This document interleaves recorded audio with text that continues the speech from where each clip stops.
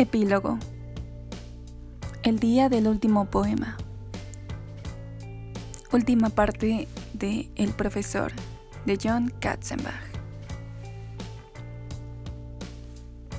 El profesor Roger Parsons leyó todo el trabajo de final de semestre, luego lo leyó por segunda vez y finalmente escribió con lápiz rojo, sobresaliente, señorita Riggins, al final de la última página. Se tomó un segundo para pensar lo que iba a escribir después. Tenía la mirada en el afiche de la película El silencio de los inocentes, enmarcado, autografiado y colgado en la pared de su oficina. Había estado dictando su curso de introducción a la psicología normal para posibles candidatos de especialistas en psicología durante casi 22 años, y no podía recordar un mejor trabajo final. El título era Conducta autodestructiva en jóvenes adolescentes, y la señorita Riggins había deconstruido varios tipos de actividades antisociales comunes entre los adolescentes, y las había ubicado en matices psicológicas que eran mucho más elaboradas de lo que él podría esperar de un estudiante de primer año. La joven, sentada siempre en primera fila del aula, la primera en hacer preguntas rápidas y acertadas al final de cada clase, evidentemente había leído todos los artículos sugeridos y muchos más libros de los que él había puesto en la lista del programa de estudios del curso.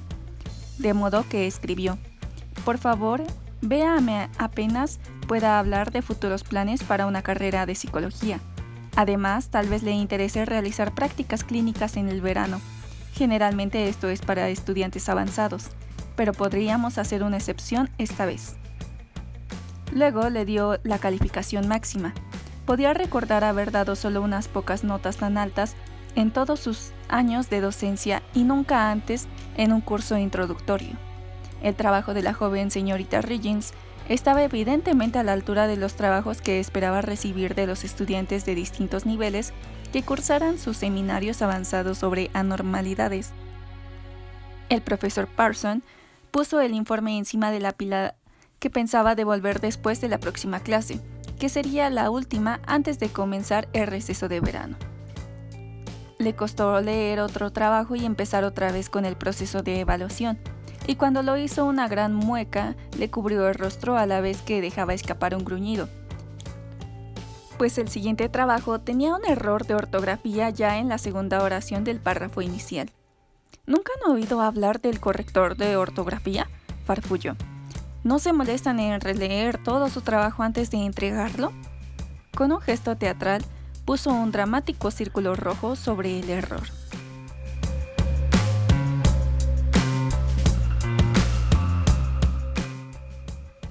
Jennifer salió apresurada de su clase de tendencias sociales en la poesía moderna y cruzó rápidamente al otro lado del campus.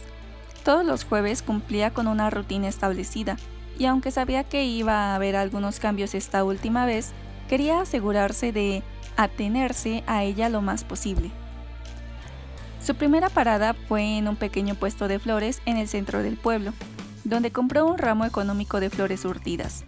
Siempre escogía los colores más brillantes, más vibrantes, incluso en pleno invierno, ya fuera que hiciera mucho frío o estuviera soleado y templado como era aquel particular comienzo de verano.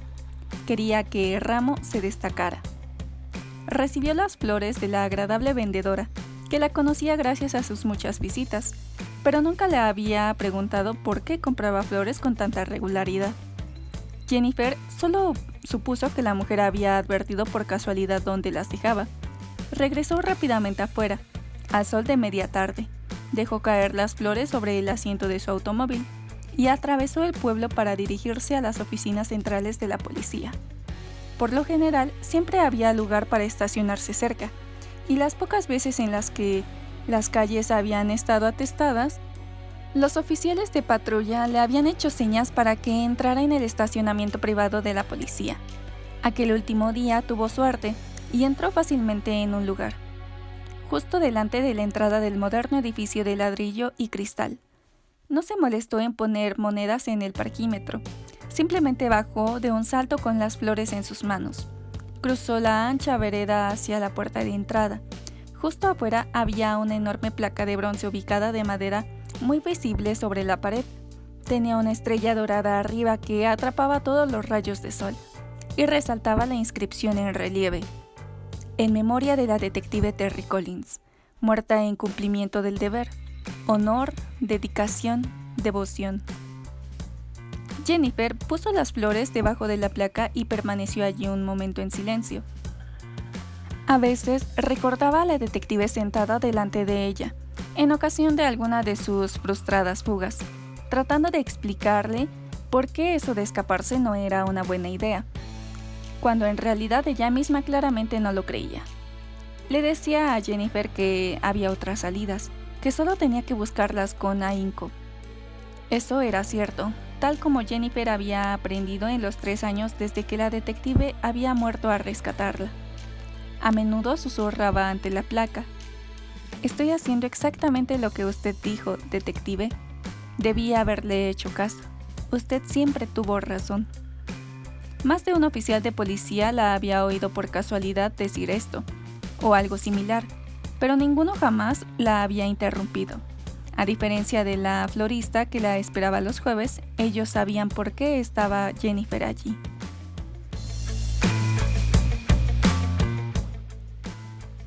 «Es jueves, debe ser día de poemas», dijo la enfermera en un tono musical, amistoso y acogedor. Levantó la vista de los papeles y del monitor de la computadora en el escritorio principal.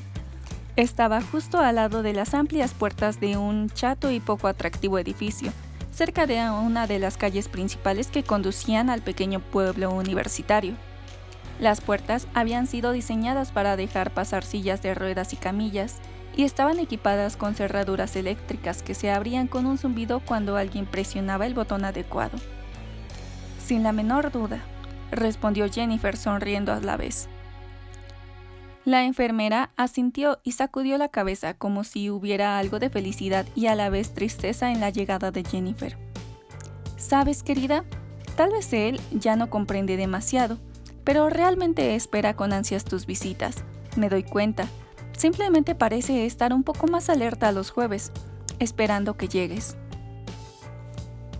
Jennifer se detuvo, giró por un segundo y miró afuera.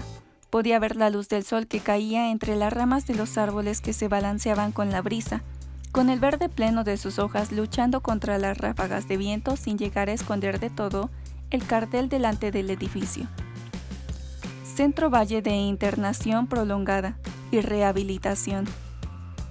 Volvió a mirar a la enfermera. Sabía que todo lo que le decía era mentira. No estaba un poco más alerta.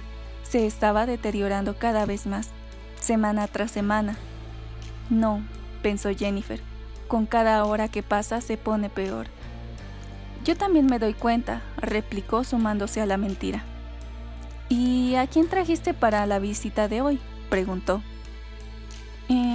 «Auden W.H. y James Merrill», respondió Jennifer, «y Billy Collins, porque es muy gracioso, y un par más si tengo tiempo».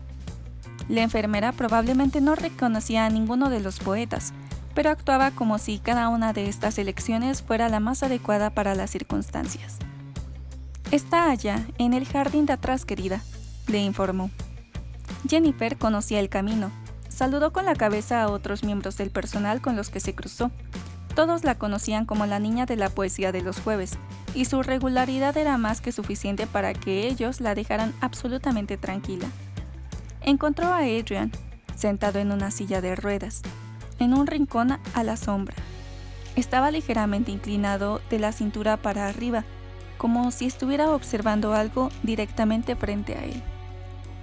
Aunque el ángulo de su cabeza le indicó a Jennifer que no podía ni siquiera ver la hermosa luz del sol de la tarde.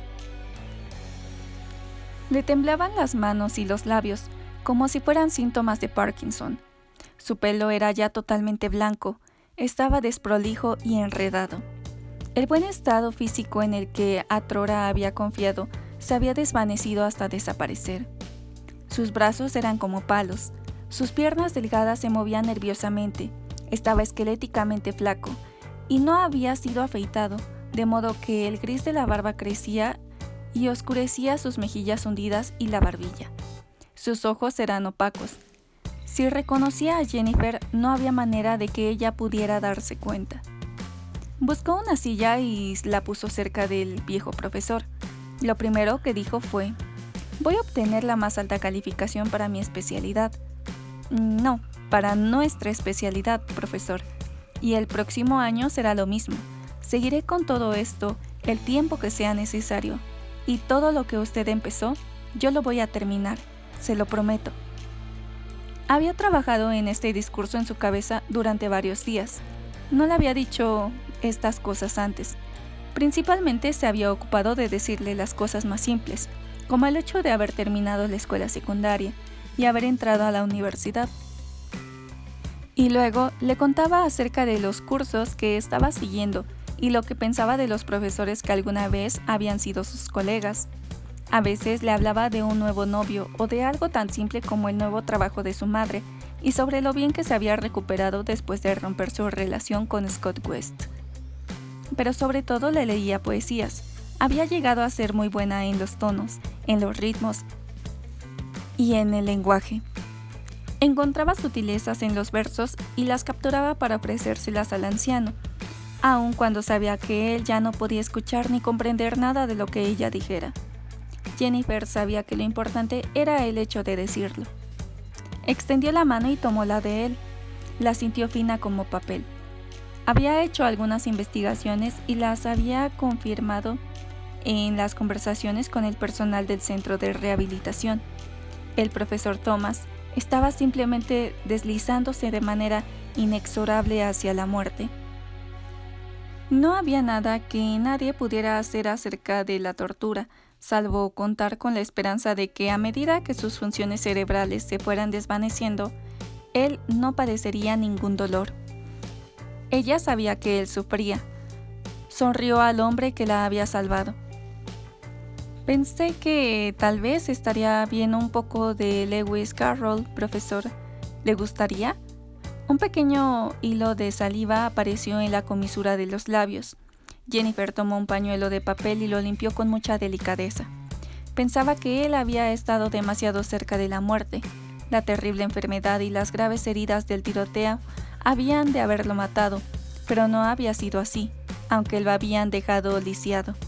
No parecía justo. Metió la mano en su mochila y sacó un libro de poemas. Echó una mirada rápida a su alrededor. Algunos pacientes en sillas de rueda estaban siendo empujados por el jardín cercano, admirando las flores dispuestas en hileras. Pero en la terraza, los dos estaban solos. Jennifer pensó que no iba a tener un mejor momento para leerle al profesor. Abrió el libro, pero las primeras líneas las dijo de memoria. Brillaba, brumeando negro, el sol. Agiliscosos giroscaban los limazones.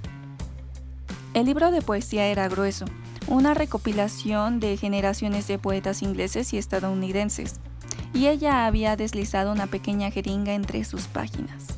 La jeringa había sido tomada hacía 6 meses en una visita al servicio médico del campus, con un simple juego de manos mientras tosía, declarando un falso caso de bronquitis. La jeringa estaba llena con una mezcla. La cocaína había sido obtenida fácilmente de uno de los muchos estudiantes que trabajaban para seguir en la universidad.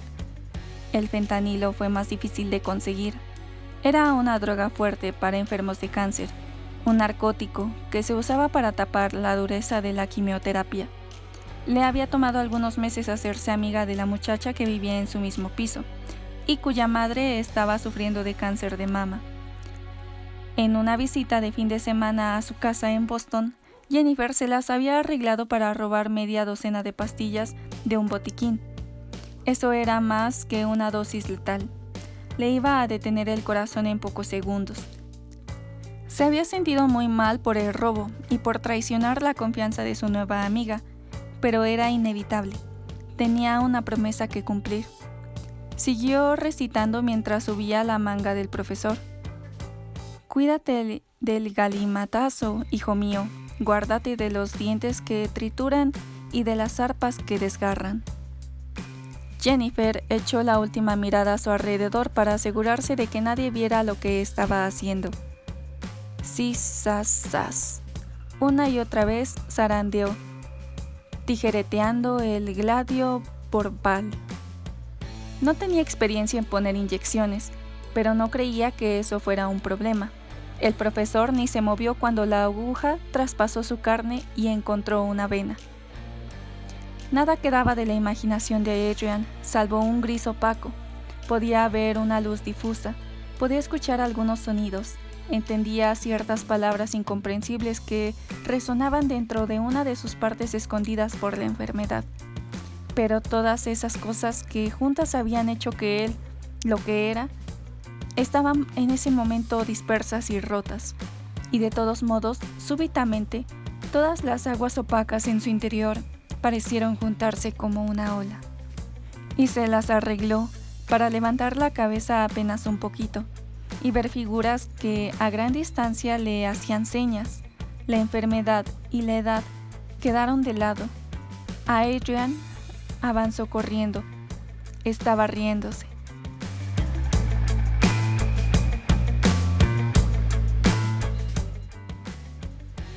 ¿Y haslo muerto?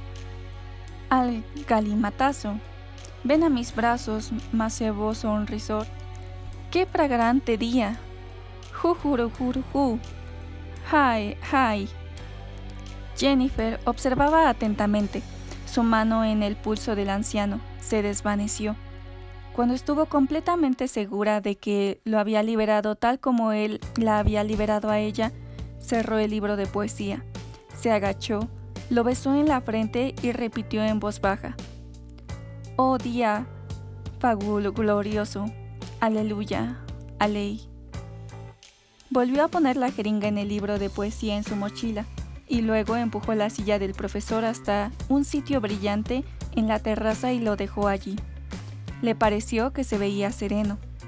Al salir le dijo a la enfermera de guardia: «El profesor Thomas se quedó dormido al sol. No quise molestarlo».